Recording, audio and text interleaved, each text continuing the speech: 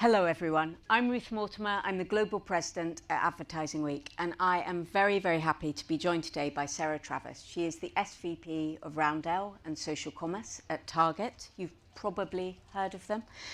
And Sarah, you guys were really one of the original movers in the media space. You have been in this space potentially a lot longer than everybody else. But let's start with you. You've been at Roundel and Target for around 3 years now. That's right. Yeah. Tell us a little bit about what was it that attracted you? Why here? Yeah. So 3 years. Sometimes it feels like I've been at Target for, like more days. I think it feels like I've been there forever than I just started. I feel honored to do what I do. I guess if I were to go back to that day or those weeks when I was really considering taking the job. The reality was I had been at Google for over a decade. So I had a great career. I felt like I was relatively successful. I loved being with the people that I was working with. And there was kind of a world where I lived out that, rode off into the sunset having worked for Google. And I actually didn't. I had some moments before the Target opportunity of considering somewhere else. I talked to a couple different companies, but it really wasn't until the Target opportunity came along that I was like, okay, this is the thing. And I think, if I reflect back on that period, I think I recognized first and foremost that I had gained some really valuable skill set that could be applied into Target. Obviously, I built my career in media. I had worked at Google through many phases of change. And so I knew that I had really relevant skill set that could be applied. And then to be able to do it at Target, I mean, come on, right? Just a brand that I loved, a brand that I really respected as a consumer, and then also as a student of business. So the last job that I had at Google, I was managing our large retail practice. So I got to know Target during that period, got to know the people, the culture, and so it was just honestly, it was a dream come true. It just felt like the right moment, the right opportunity for me. And then the last thing I would say is just the ability to build this industry. So yeah, we've been doing it for a long time, but every day brings something new in retail media. And so to be able to build Target's offering and also build the industry with my industry peers is, again, it was almost a no-brainer. And so tell me a bit about what you've learned in the last 3 years. You felt you were equipped, you came in from Google. Mm-hmm. We generally find with jobs when you get there, you go, oh my God, I knew nothing. Yeah. Tell us a bit about what you've learned. It's funny. I feel like it was a mix of I know nothing and holy crap, I learned a ton when I was at Google. And I actually feel like until that moment you step out of your comfort zone and you go to a different company, you don't even recognize how much you've gained in such a long career at a company like Google. So I felt like I learned a lot. I think the application though was where I had to really adjust and really learn. So I knew the media space really well. Target was the first mover into the space, but a lot of people at Target didn't really know that much about media. And so I had to learn how to speak the language of media in a different way. I had to learn how to make decisions differently. So a tech company and a retailer make decisions very differently. Relationships are built in different ways. So I had to learn how to operate in that culture for sure. I would say the other thing that was probably most interesting for the crowd in terms of my journey is, so in 3 years, this industry has developed significantly. I remember in my first, I would call it year to 18 months, I had a lot of angst in that moment about who we were and what we were doing. The retail media industry is a very loud industry. There's a lot going on, and if you're not careful, you're going to trip over a PR announcement every turn that you take. And so I had moments during that first year and a half where we were we were doing a couple things. We were getting the business fully operationalized within Target, and we were really focused on improving and getting media performance into a really great spot for our brands. And during that time, I had a lot of moments where it was a little bit of should we be doing more of that? Should we be doing more of that? And my leadership team and I really, over the course of the past 18 months, have come to the recognition that what really matters in this industry is that you know who you are at your heart as a retailer, and that you're thinking about how do you bring that, how do you stand tall and true and proud in that, and bring it out in the offerings that you have. So I've learned how to, I guess, maybe be more confident, and really how to build strategy around what we have and what's special and unique for Target. Do you know what, that's really interesting, because I guess that's the kind of heart of branding, really, isn't it? Is what is our USP, what's our thing that we bring. What do you wish you had a better understanding of when you started?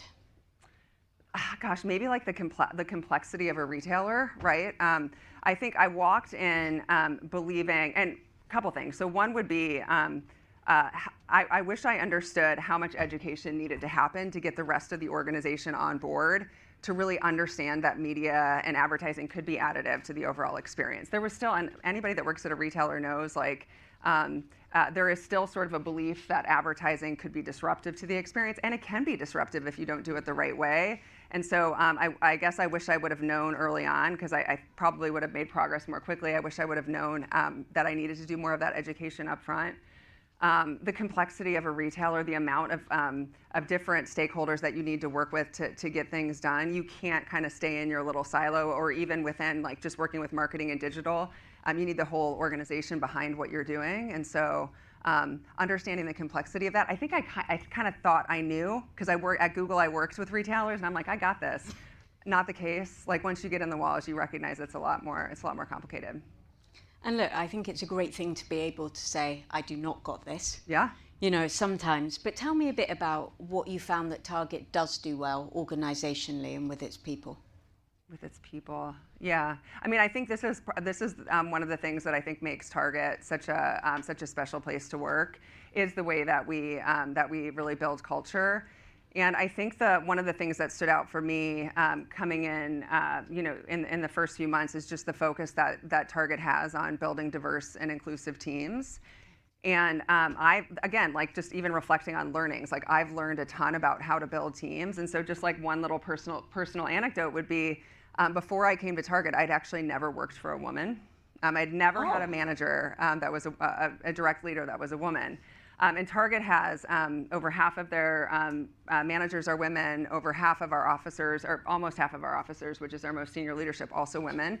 And I had a female leader in Cara Sylvester. And I actually remember this moment, like a couple weeks into the job, I was we were working from home, and we were on Zoom, and she had a bookshelf behind her, and there was a Glennon Doyle book on the bookshelf. And like, say what you will about Glennon Doyle, but like, you're not going to have a male leader probably with a Glennon Doyle book on his bookshelf.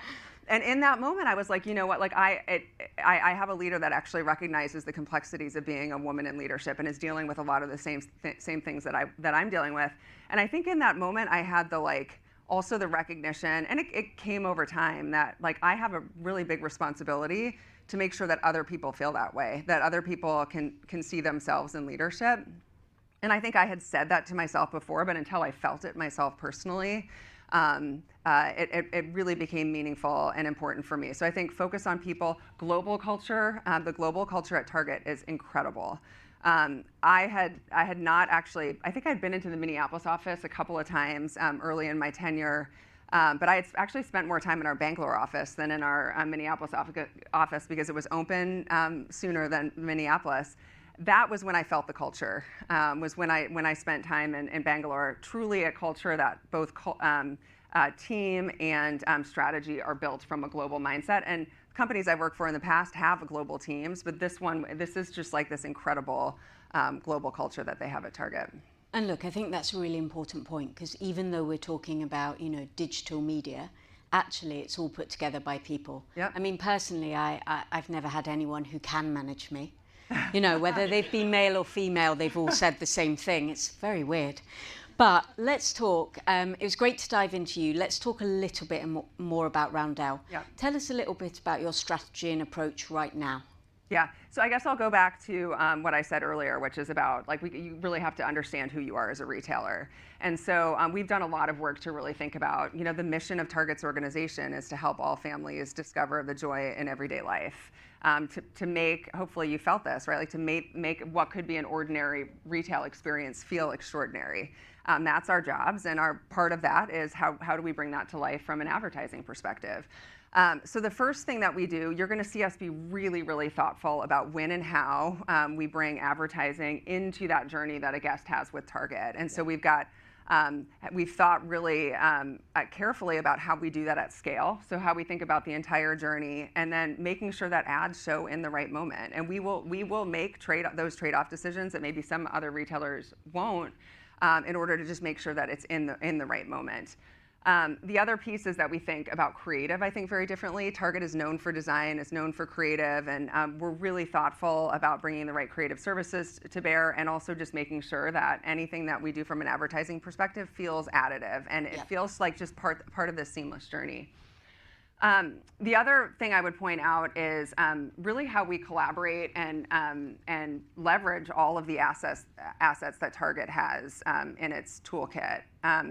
So that can be, our digital, our friends in digital and our digital properties. It can be our marketing team, our creative team. One that I'll point out, and I want to point this one out because it's Circle Week. You guys know it's Circle Week? If you don't know it's Circle Week, you should check it. You should go to the app, or you should go to a store. You get some good discounts. I feel embarrassed I didn't know well, it now was you Circle know. Week. Now I know. So you have to buy some things. I spent, I think, my daughter called it the Target run of the year on Sunday or yesterday before I left. So we spent some good change. But Circle's a great example of an asset that we have, right? We have this 100 million guests that are part of the program. We actually have added another 3 million this year. It is a huge program and a highly engaged audience that allows us to deliver better personalization. You think about that guest actually in the transaction moment sharing their credentials as they check out allows us to do measurement, closed loop measurement in a much different way than most other retailers. So I would say those are two big things. And then we really just think about cultivating innovative solutions. And I'm going to give one of my peers in the industry a shout out, Kara Pratt. She said, retail media is just media. And I think that is certainly true. Like, we hold ourselves to the same standard and should hold ourselves to the same standard as any media organization. I think the nuance to that is that we have to do it in a retailer, which is really complicated, right? And so understanding how do you build those really innovative media solutions, but then also understand the context that a vendor has working within merchandising or working with the retailer more broadly. And we think of ourselves as sort of the bridge within that world. Yeah, and that's a really important point because people are often in a different mindset when they're, having a retail experience than a content experience in traditional media. So tell us a little bit about, you mentioned some innovations there. What does next year hold? So a couple things I'll share. So the first would be, we've done a lot of work even this year in bringing new inventory sources to market for our brands to leverage. We've done more with our properties. We've done more in stores. We've got in-store formats now. Next year is going to be a continued journey on that path to make sure that we're offering advertising opportunities that you can only get through Target. The one thing that I would say I'm most excited about is how we're thinking about our overall digital journey. We as an organization really strive to be America's favorite discovery destination. And I think hopefully you feel that when you walk into our stores, you feel that joy, that inspiration. You're going to see us doing more of that from a digital perspective. And so we're going to be doing some cool things with the site. And just given the partnership that we have with our digital team and how far we've come over the past few years, that's going to come with opportunities for brands to do some sort of neat things that they can only do through Target, rich media formats, great branding moments. So I'm excited about that. Roundel Media Studio is our self-service buying platform. We're going to continue to build off of that, which I'm very excited about. And then at the end of the day, media, it all comes down to performance. So continuing to integrate data science and build new measurement capabilities are things that you're going to see us doing a lot of in 2025. Okay, perfect. And one new thing that I wanted to mention before we finished up. So your role, your title, not only are you the SVP of Roundel, but you also have social commerce. Mm-hmm. So I was wondering, why is that? What is the social commerce part? Somebody decided I didn't have enough to do with managing. I know. Well, that's what happens to women. I know. This is what happens to us. That's true. No, I'm actually very excited about this. So I'm only I would say I'm 8 weeks into it. So still a ton to learn. But I think everybody in the room probably recognizes that the consumer is making, they're shopping very differently than they've done historically. Discovery, inspiration, all the way down to purchase. A lot of that is now happening outside of the walls of retailers. And so Target is actually very lucky to have a really amazing presence already on social platforms. We are the most followed US retailer across most of the major social platforms. and we have one of the most talked about brands. People love Target's brand. My job is going to be to figure out how do we unleash even more of that, and how do we stay ahead of the consumer. And so I think about, not to oversimplify, but I think about it in two paths. One is really continuing to build our creator partnerships and new programming, new support, and really building out and leveraging what we have today, but doing even more. And then I'm sure I have some friends in the room from our tech partners, continuing to think about how we partner and build best-in-class partnerships with tech partners to leverage that moment of discovery and transaction via their properties. So. Perfect. Well, look, we're almost out of time, Sarah. What I wanted to say to everyone is none of you can have failed to notice there's a Target right across the road. Mm-hmm. Feel free to take your pictures there for the good socials.